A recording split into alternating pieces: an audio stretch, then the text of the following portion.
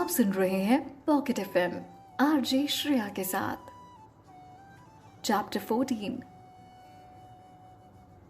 तुम कौन हो और तुमने मेरी बहन के साथ क्या किया? तान्या अपनी उंगलियां बस लैपटॉप पर चलाई जा रही थी और स्पीड में कुछ टाइप किए जा रहे थे, बिना रुके, बिना सोचे, बिना चेक किए और बिना बुक रेफर किए। प्रखर बहुत हैरान हो गया था। उसे कोई आइडिया नहीं था कि तान्या प्रोग्रामिंग में इतनी एक्सपर्ट थी। उसका मन कर रहा था कि वो अभी उससे पूछे कि अचानक से वो इतनी एक्सपर्ट कब और कैसे हो गई। पर उसके काम में इतनी कंसंट्रेशन की वजह से प्रखर ने उसे डिस्टर्ब नहीं किया और अपने सवाल को अपने ही पास रखा। वो उसका फोकस ब्रेक नहीं करना चाहता था। वो चुपचाप उसके बेड के साइड में खड़ा होकर उसके काम को देखता रहा और वो खुद शांत बिल्कुल नहीं रह पा रहा था। उसके मन में सवालों का तूफान चल रहा था। इंतजार था बस इस बात का कि कब तान्या अपना काम खत्म करे और वो उससे अपने सारे सवालों का जवाब ले ले। ऐसा करते कराते लगभग 45 मिनट बीत गए। 45 मिनट के बाद 1 घंटे से भी कम टाइम में तान्या ने वो पूरा प्रोग्राम लिख दिया, उसे डिजाइन कर दिया। ये वो प्रोजेक्ट था जो प्रखर रिजेक्ट करने वाला था। उसने अपने हाथों को रिलैक्स किया, एक लंबी सी सांस ली और मुड़कर प्रखर की हैरानी भरी आंखों को देखा। तान्या ने उसे लैपटॉप देते हुए कहा, आई थिंक ये हो चुका है। तुम देख लो, अगर कोई मिस्टेक हो तो, या अगर सही लगे तो अपने सीनियर को भेज दो और उससे पैसे मांग लो। प्रखर ने सिर्फ मुंडी हिलाई और कहा, ठीक है। प्रखर ने उससे लैपटॉप लिया और उसे सवाल भरी आंखों से देखता रहा।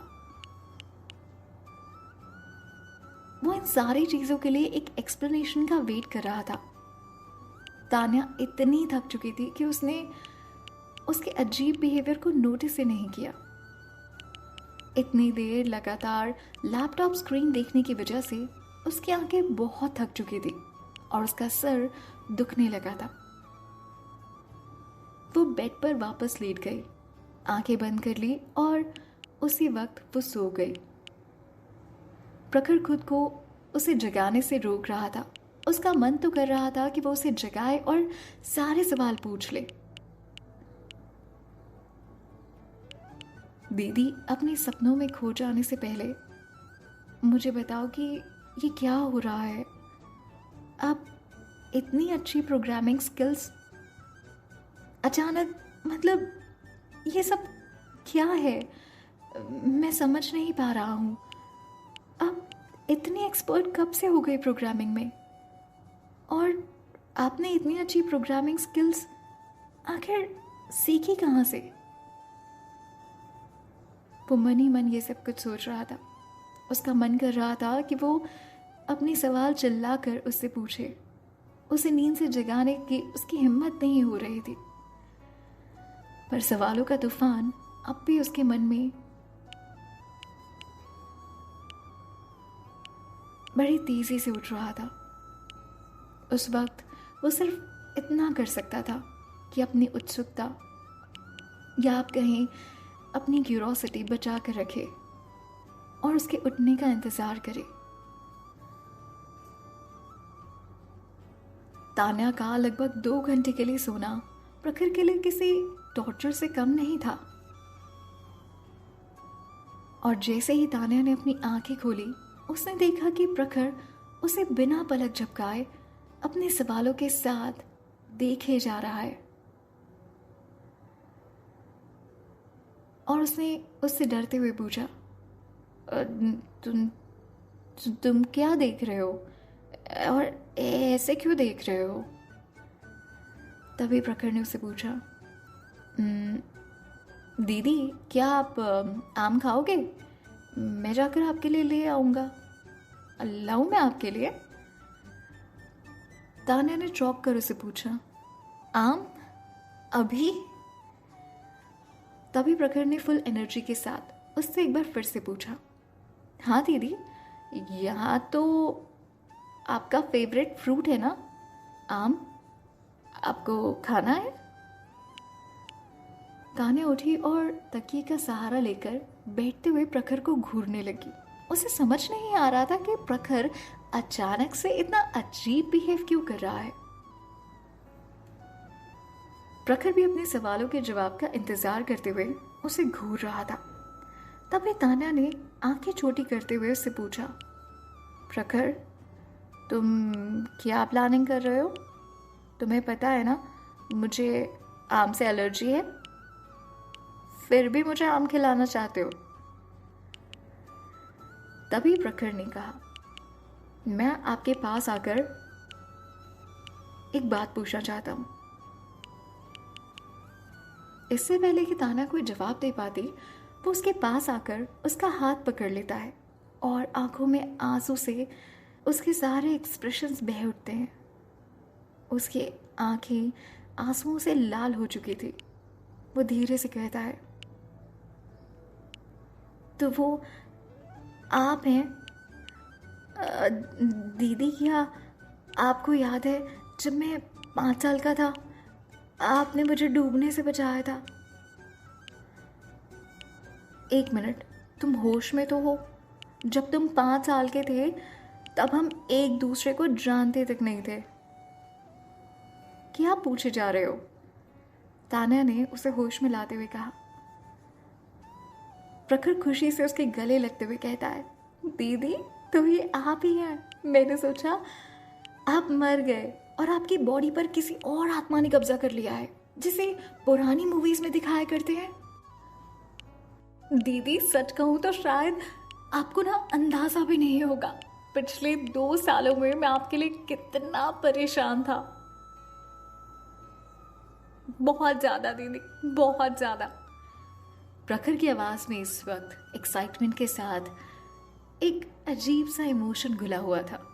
वो खुश था इस बात को जानकर कि ये उसकी तान्या दीदी है, और सेंटिमेंटल या इमोशनल वो इस बात के लिए था क्योंकि वो पिछले 2 सालों से तान्या को लेकर बहुत परेशान था और इस दिन के आने का इंतजार कर रहा था जो फाइनली प्रखर और तान्या की जिंदगी में आ चुका है। तान्या शॉक होकर उसे घूरते हुए पूछती है, तुम क्या बोले जा रहे हो? मुझे कुछ समझ में नहीं आ रहा। कभी अजीबोगरीब से सवाल कर रहे हो और ये सब तुम क्या बोल रहे हो प्रखर? तान्या परेशान थी। वो एक्चुअली समझ नहीं पा रही थी कि प्रखर क्या कह रहा है, क्या पूछे जा रहा है। तान्या की इस परेशानी को हल करते हुए प्रखर कहता है, आपको पता है आपकी आत्मा मर गई थी, पर आपके शरीर में किसी और की आत्मा आ गई थी, ऐसा ही कुछ समझ लो। तान्या कहती है, तुम डर रहे हो ना कि मैं तुम्हें गुस्सा करूंगी या ऐसा कुछ? हो सकता है कि तुम डर रहे हो कि मैं तुम्हारी पहले वाली तान्या नहीं हूँ। मैं कुछ समझ नहीं पा रही हूँ प्रखर, ये सब कुछ बहुत अजीब हो रहा है। प्रखर ने सिर हिलाया और जोर जोर से हंसने लगा। आप मुझे ब्लेम कर रहे हो? हाँ, आप अचानक एक कार एक्सीडेंट के बाद प्रोग्रामिंग में इतने अच्छे हो गए? ऐसे तरह की कहानियों या फिर फिल्मों में ही होता है ना? अरे यार, मैं डर गया था कि शायद आप कोई और बन गए हो, बट थैंक गॉड आप तो मेरी तान्या दीदी ही हो। उसकी इस बात को सुनकर तान्या भी खुश हो गई। उसे लगा कि चलो सिचुएशन अंडर कंट्रोल तो है। अब तान्या को समझ में आया कि प्रखर ऐसे अजीबोगरीब से सवाल क्यों पूछ रहा था। उसने कहा, अब ठीक है, अब सैटिस्फाइड हो? उसे देखकर खुश भी हो रही थी तान्या और हैरान भी हो रही थी, पर उसके पास बोलने के लिए कुछ नहीं था। वो इस बात को देखकर खुश थी कि कोई तो है जिसे तान्या की इतनी फिक्र और इतनी परवाह है, वो भी बिना किसी स्वार्थ के। हैरान इसलिए हो रही थी कि कोई ऐसा भी है जो उसे इतना प्यार कर सकता है। और फिर प्रखर को ऐसा सोचने के लिए वो उसकी गलती नहीं मान सकती, क्योंकि उसने कभी अपना प्रोग्रामिंग वाला टैलेंट उसे दिखाया ही नहीं था। या फिर आप ये कहें कि उसे कभी इसका मौका ही नहीं मिला था।